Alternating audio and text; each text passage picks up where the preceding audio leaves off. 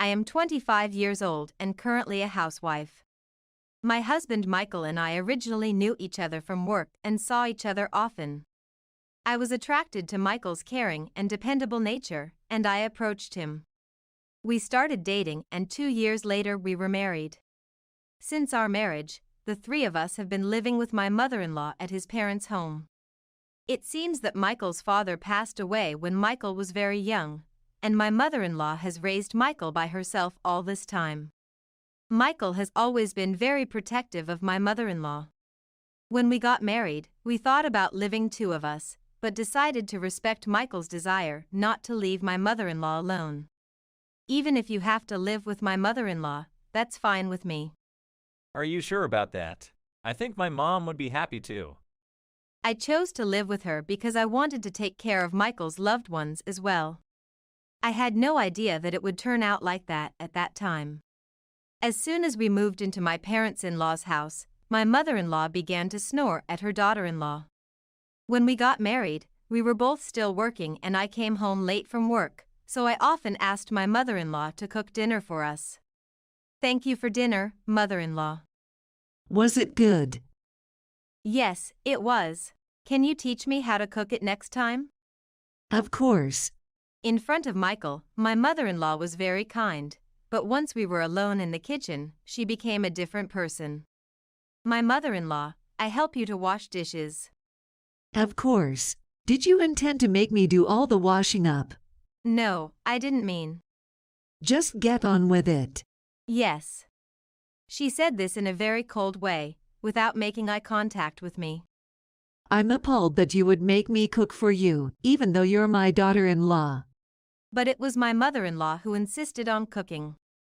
She wanted Michael to think well of her even though I said I would cook dinner, and she said, "You must be tired, Emily, since you both work, right? It's okay, I'll cook." She would tell me so with a smile and play the role of a kind mother-in-law. Behind his back, she would sarcastically ask me why I made her cook for me.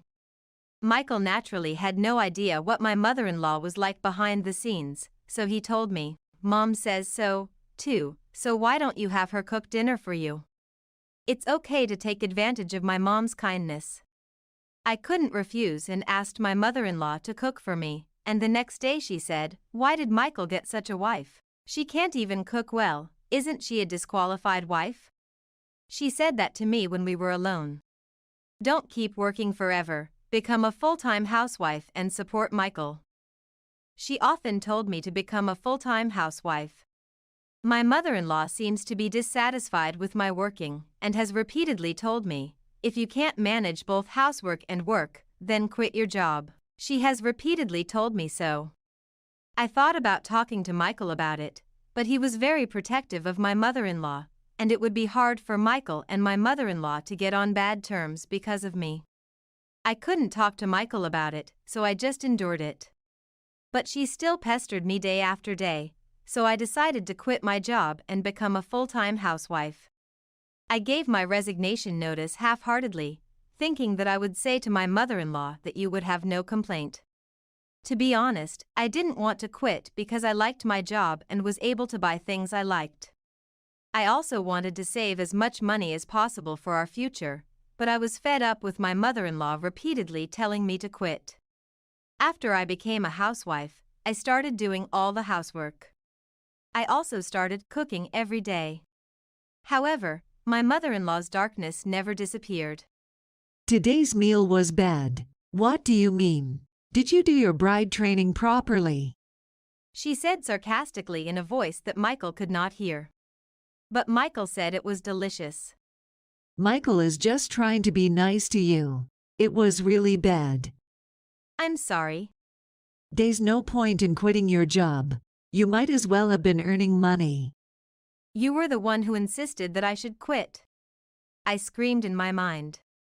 You complained no matter what I did, but when I did what my mother-in-law said, that's what she complained about. I think my mother-in-law just wants to be sarcastic with me. I was home with my mother-in-law all day long, so during the day she could say whatever she wanted. Michael could have gotten a better wife. Why did he marry someone like you?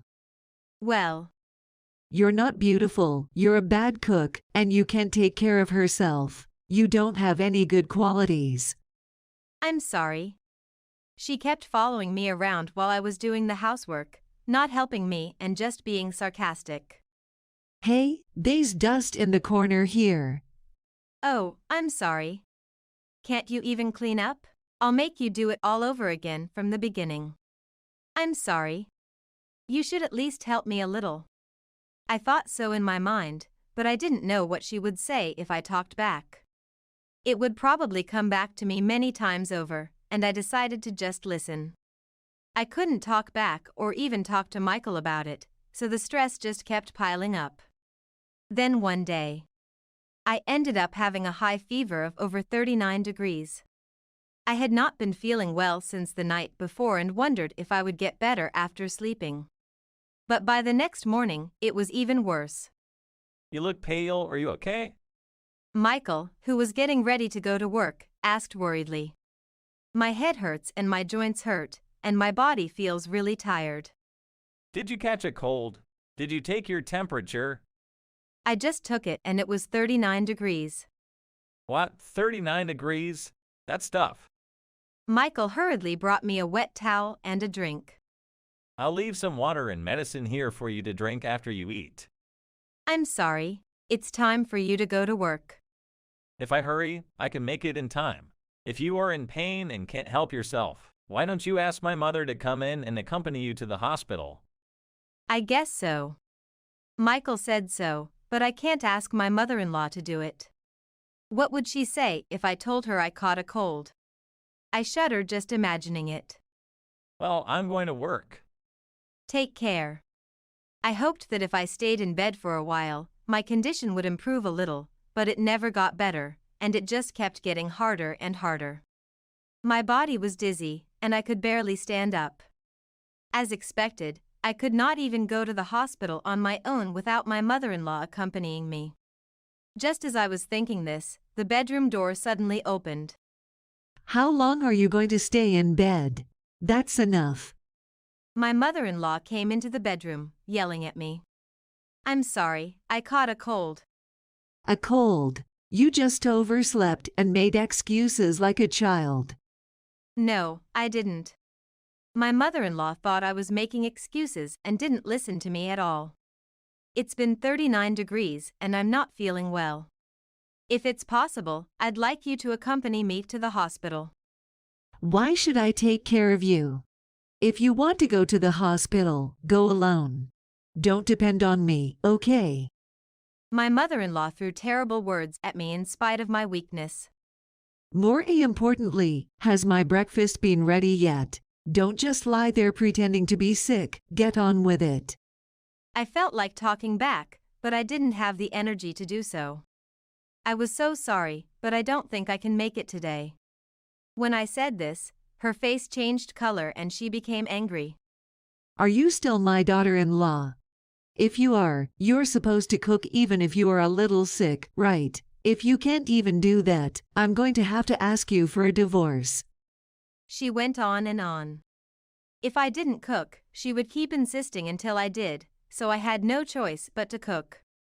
If I did, she wouldn't complain anymore for the time being. Anyway, I couldn't stand the sound of my mother-in-law's high-pitched voice echoing in my head. I managed to get up, went to the kitchen in my pajamas, and started preparing food.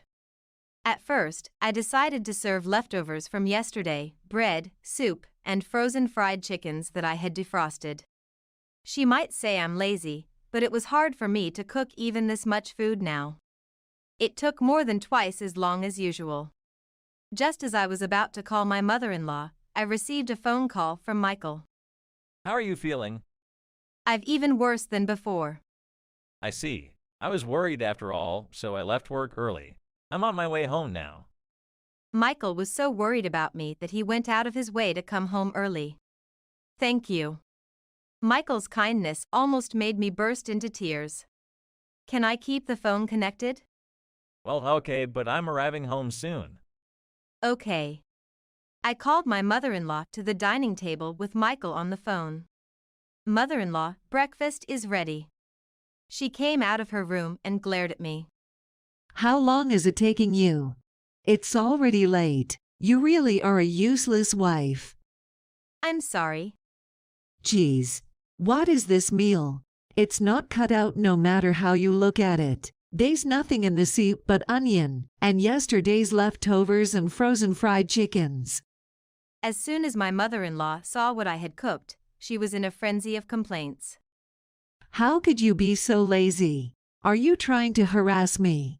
I'm sure it's only a matter of time before Michael dumps you.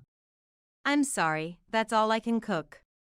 It's your fault for not taking care of yourself that you caught a cold in the first place. It's your fault and it's bothering us too. I'm forced to eat like this. She didn't know that Michael was listening and continued to sarcasm one after the other.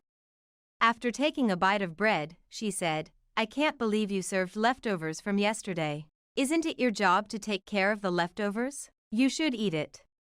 My patience was wearing thin, so I decided to tell my mother-in-law. My husband is listening to this conversation. What? She widely opened her eyes in surprise. I set my cell phone on speaker mode so that Michael's voice could be heard by my mother-in-law. Mom, I've heard everything. Huh? Michael, why? She was obviously upset and distraught. Hey, you. Why are you calling him? She yelled at me in a loud voice. Then I heard a sound at the front door and turned around to see Michael had just returned. What? Why? What's wrong with your job? My mother-in-law was even more upset. Emily had a fever and was having a hard time, so I left early and came home. My mother-in-law was astonished.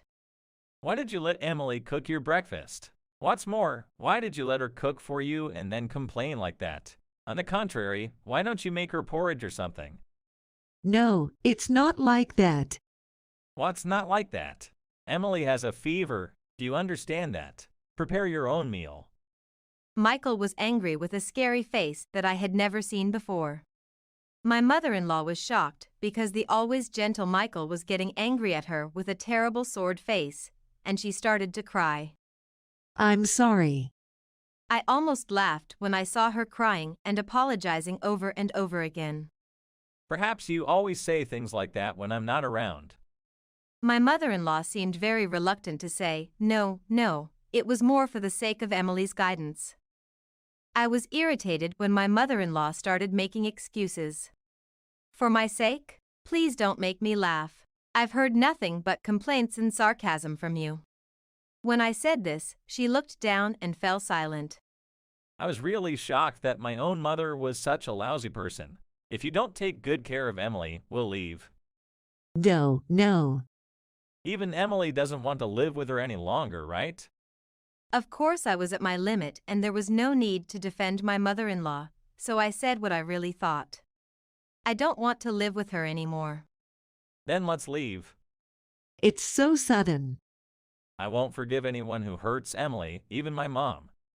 Michael's words made me weep. I am glad I married this man, I thought sincerely. On the other hand, my mother-in-law was also crying in the opposite sense. I'm sorry. She suddenly got down on her knees and started apologizing. I felt sorry for her desperation, as if she didn't expect to be told to leave. It's useless to do that. Michael coldly called out to my mother-in-law, who was on her knees. I'll go pack my bags, Emily, and wait for me. Okay. After a while, Michael came out of the room with a carry-on case. Let's go. Can you stand up? I was so dizzy that I could barely stand up, but he supported me and took me to the entrance. Wait a minute. As Michael was about to leave, my mother-in-law grabbed his arm and cried, "Please don't go out," she cried. I bought the washing machine and refrigerator, didn't I? I'll ask you to return them. When we first moved in, Michael had a new washing machine and refrigerator that were a little bigger for the three of us to live in. Why? What should I do then? I don't know anything about that, but I bought them and didn't give it to you. I'll ask the vendor to pick it up later. Michael shook off her hand and said, "I'm going to cut it off." We left the house, leaving the sobbing mother-in-law at home. We decided to go to the hospital first to have me checked out. According to the doctor, stress and overwork were the cause. There was only one thing that came to mind. I think the stress that had been building up because of my mother-in-law had exploded all at once. I was so tired from everything today that I fell asleep in the car on the way home from the hospital. Emily, we've arrived. Michael woke me up and I found myself at my parents' house. I explained the situation to my mother-in-law and asked her to let us stay over for the time being. Oh, I see. He seemed to have been doing a lot of things while I was sleeping, like calling my mother. I was able to sleep peacefully at my parents' house for the first time in a while. The next day, my fever had gone down to a low grade and I was feeling much better. I think it was probably caused by stress, just like the doctor said. Within a couple of days, I was completely fine. I talked to my mother-in-law and father-in-law. Would you like to move in here? Huh? I was very happy because I never thought he would say such a thing to me. But you don't mind? I'm totally fine with it. I want you to live in peace from now on because I feel sorry for my mom's behavior until now. Michael thought of me first and decided to live with my parents. We then moved in with my parents. Later, my mother-in-law once rode up to my parents' house. Give me back Michael. I only have my son. She cried out loudly at the entrance of the house. I feel sorry about what I did to Emily. This is the way it is, so forgive me. Saying that, the mother-in-law bowed her head deeply. But I have no intention of forgiving her at all. It is natural that I cannot forgive her because she said such terrible things when I was at my weakest. I never wanted to live with her or see her face again.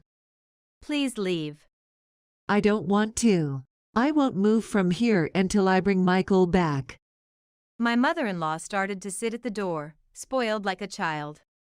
My mother said, "You are bothering me, please leave. I will call the police." But she continued to sit there without saying a word. Then Michael came home from work. What are you doing here? Please forgive me. You're the only family I have. Again, my mother-in-law cried out to Michael. Michael shook her hand again and said, "You got what you deserved. I've cut myself off from you, so don't come here again. Go home." He yelled at her.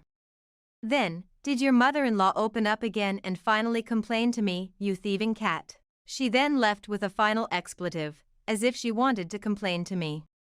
After that, my mother-in-law has been living alone at her parents-in-law's house. Neighbors say that she has been staying at home with a gloomy look on her face. As for us, we were happy. The reason is that we are expecting a baby boy this year. Both father and mother are very excited to see their grandson. Every day at dinner, the four of us talk about what lessons we want him to learn, what sports we want him to play, and so on. Of course, I have not reported to my mother-in-law that I have a child, so she must know nothing about it.